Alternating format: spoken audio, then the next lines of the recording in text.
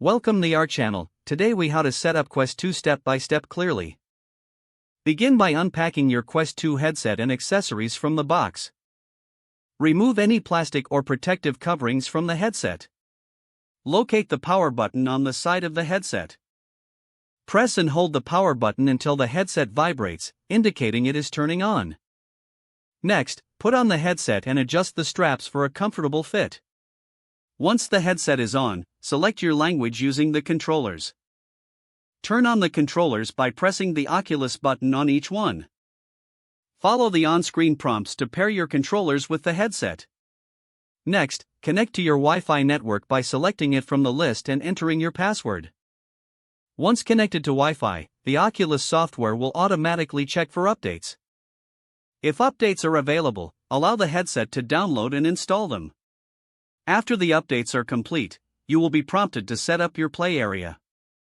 Follow the instructions to define the boundaries of your play space using the Guardian system.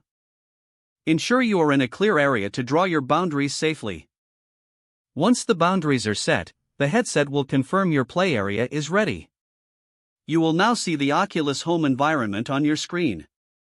Take a moment to explore the user interface and familiarize yourself with the menus. Next, access the library and choose any games or apps you wish to install. Follow the prompts to download and install your chosen applications. After installation, you can launch games directly from the Oculus Home. For optimal use, adjust the lens distance by sliding the adjustments on the front of the headset.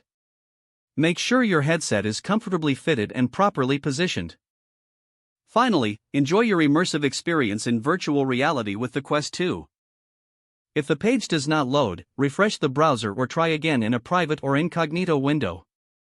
Make sure you are using the correct email address, then retype it carefully to avoid small typos. If your password is not accepted, use the reset option and create a new strong password you can remember.